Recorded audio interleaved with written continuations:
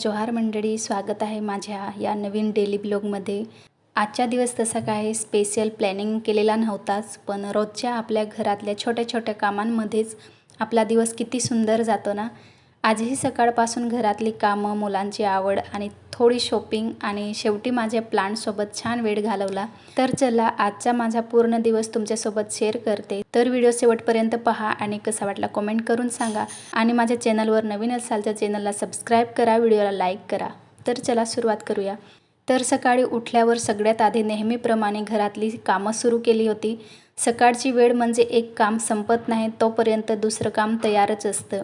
रोजची आपली धावपळ असते, मुलांची शाळेची तयारी, त्यांचा टिफिन, घरातली बाकीची कामं, या सगळ्यात सकाळ कधी निघून जाते ते कळतच नाही। पण आज तशी म्हटलं तर मुलांना शाळेची सुट्टी होती, तर म्हटलं लेट उठावं म्हणून मी आरामात उठली होती। पण दीक्षूच्या पप्पांना कामाला निघायचं होतं म्हणून मी पण त्यांच्यासाठी टिफिन बनवायचा होता आणि आज मुलांची आलूवडी खायची इच्छा झाली होती म्हणून म्हटलं चला आज मुलांच्या आवडीसाठी आलूवडी बनवून घेऊया। तर म्हणून आज सकाळच्या माझ्या कामांसोबतच आलूवडी बनवायचं कामही माझं सुरू होतं।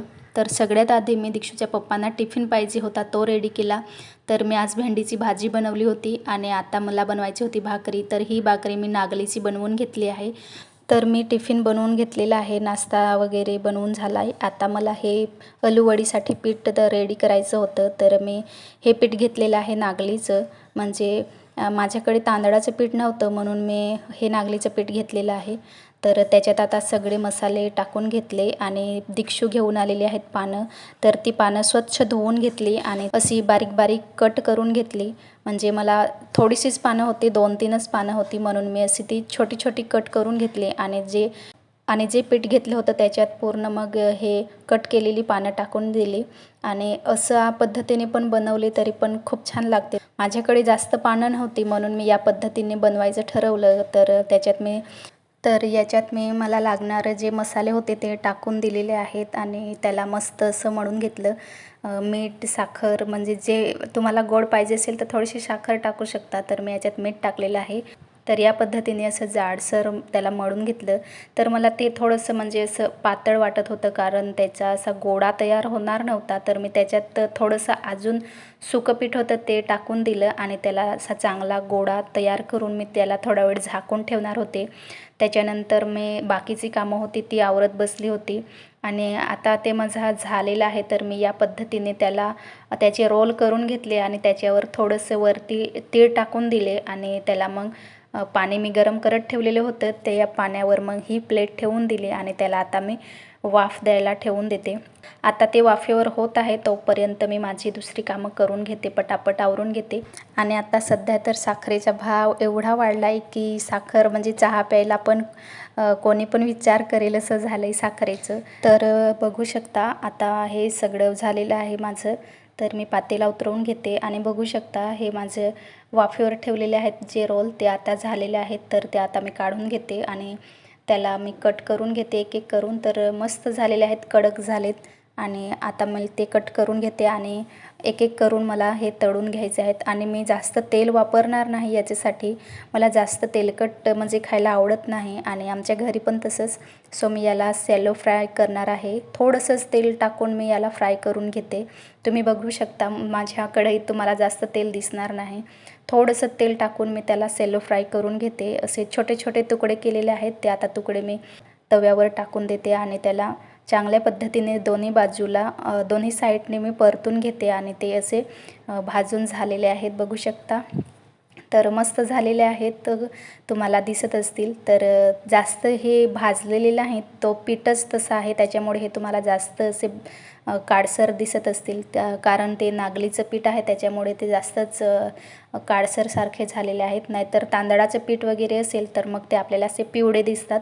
तर बघू शकता माझी आलूवडी रेडी झालेली आहे।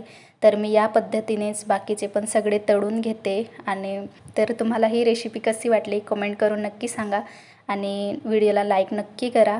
माझी सकाळची कामं थोडीशी आटोपून झाली होती, म्हटलं आता आपण आणलेले पार्सल तुमच्यासोबत ओपन करावे म्हणून मी हे मिशोवरून मागवलेले काही पार्सल आहे ते तुमच्यासोबत शेअर करते। तर हे पहिलं पार्सल होतं जे मी बाबूसाठी मागवलेलं होतं।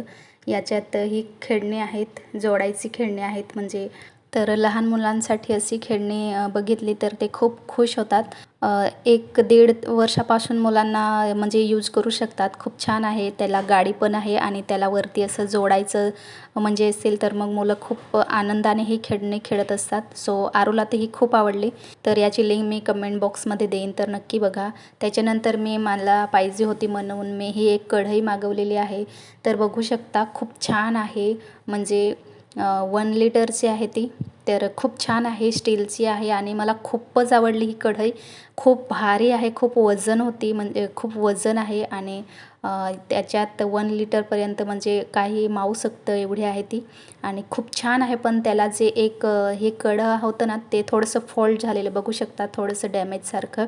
मला ही जी कढई आहे ती खूपच आवडली. एकदम भारी होती आणि स्टीलचं पातेलच खूप भारी वाटलं मला. तर साईज पण परफेक्ट होती. पण कढईचा कडा जो होता तो थोडासा लूज होता, म्हणून मी ते पार्सल रिटर्न केलं.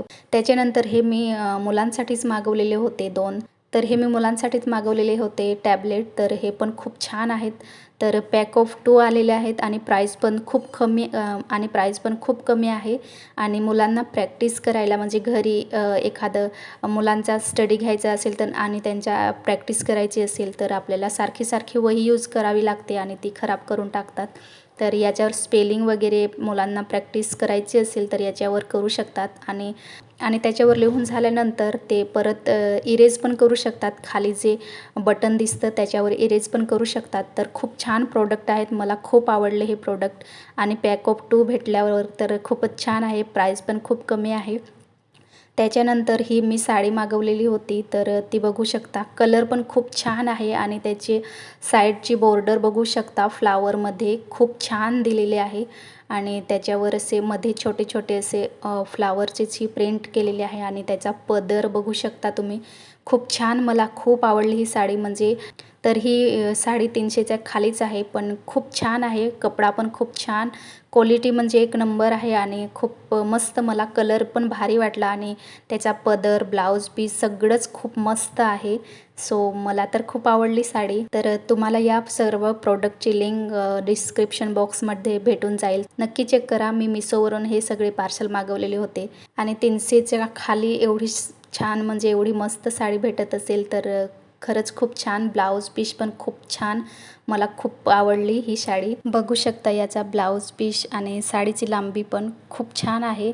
ब्लाऊज पीस तरी बघू शकता तुम्ही, त्याला अशी हाताला पण बॉर्डर आहे आणि ब्लाऊज पीस बघू शकता 1 मीटरमध्ये एवढा लाँग कपडा आहे ब्लाऊज पीसला आणि खूप छान साडी आहे.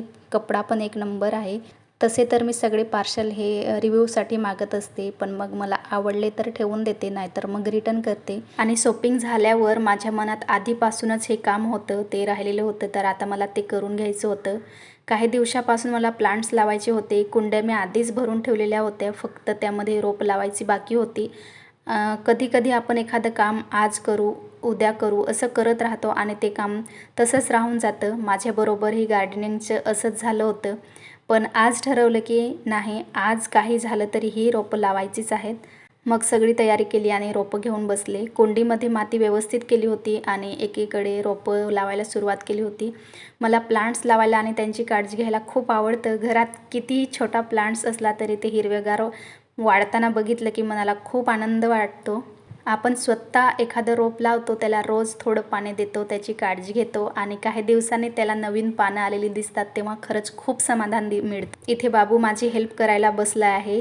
मी प्लांट्स लावत होते आणि बाबू त्याच्या परीने माझी मदत करतो आहे. मुलं आपल्या छोट्या छोट्या कामामध्ये सहभागी झाले की त्यांच्यासोबत काम करताना हे मज्जा येते. कधी-कधी मुलांनी केलेली मदत आपलं काम खरं तर पटकन पूर्ण करत नाही, उलट थोडं जास्त काम वाढतं आपलं, कारण त्यांची मदत कमी होते आणि आपलं कामं जास्त वाढवत असतात ही पोरं. पण त्यांच्या त्या छोट्याशा मदतीचा आनंद वेगळाच असतो. रोपं लावल्यानंतर प्लांट्सची कटिंग पण करायची होती, तर ती मी पूर्ण कटिंग करून घेतली. जे लीव्स किंवा ब्रांचेस थोड्या जास्त वाढल्या होत्या त्यांची हलकीशी कटिंग केली. प्लांट्सची अशी ट्रिमिंग केली की ते अजून नीट आणि हेल्थी दिसतात. तर इकडे जी काही थोडीशी प्लांट्स होती त्याला मी कट करून घेतलं आणि बॉटलमध्ये काही प्लांट्स होते त्याला वाढताच येत नव्हतं, तर असे झाड होतं ती मी कुंड्यांमध्ये लावून घेतली आणि त्या कुंड्यांमध्ये मला भरपूर अशा मुंग्या पण दिसल्या, ज्याच्यासाठी काहीतरी मला औषधं आणावी लागेल. आपण करायला घेतो तर म्हणजे थोडंसंच आपल्याला कामं वाटतात, पण ते करता करता एवढा टाईम होऊन जातो ना की आपल्याला समजत पण नाही किती वेळ झाला काय ते. आणि बाबूचं खेळणं चालू होतं तोवर माझंही कामं होत होती, नाहीतर मग तो पण मला खूप हैराण करून सोडत आहे. पण त्याचं खेळणं तो खेळत बसला होता मागे, म्हणून माझीही कामं सगळी झाली होती. आणि हे मला सगळं अजून ते कटिंग वगैरे केली, तर हे मला सगळी माती सगळी जी पानं होते ते सगळं आवरून घ्यायचं होतं. सो मला खूप टाईम झालेला होता हे सगळं करता करता. सो आजचा ब्लॉग मी इथंच एंड करते. आणि शेवटी रोपं कुंड्यांमध्ये व्यवस्थित लावून झाली होती. तर मंडळी, अशा होता माझा छोटासा पण छानसा डेली ब्लॉग. मुलांची इच्छा होती म्हणून बनवलेली आलूवडी, माझी मिशो शॉपिंग पार्सल आणि आज शेवटी पूर्ण झालेलं गार्डनिंगचं माझं काम, माझ्या आरूची मला मिळालेली छोटीशी हेल्प. आपल्या रोजच्या आयुष्यात असे छोटे छोटे क्षण असतात जे कदाचित बाहेरून पाहिल्यावर खूप साधे वाटतात, पण आपल्यासाठी तेच खूप महत्त्वाचे असतात, खूप खास असतात. तुम्हाला आजचा माझा ब्लॉग कसा वाटला? तुम्हाला माझा आजचा ब्लॉग आवडला असेल तर व्हिडिओला लाईक नक्की करा आणि चॅनलवर नवीन असाल तर सबस्क्राईब करून माझ्या या छोट्याशा फॅमिलीसोबत नक्की जोडले जा. पुन्हा भेटूया एका नवीन ब्लॉगमध्ये एका नवीन दिवसासोबत. तोपर्यंत काळजी घ्या, हसत राहा, खुश राहा. बाय मंडळी, भेटूया पुढील ब्लॉगमध्ये. Bye bye.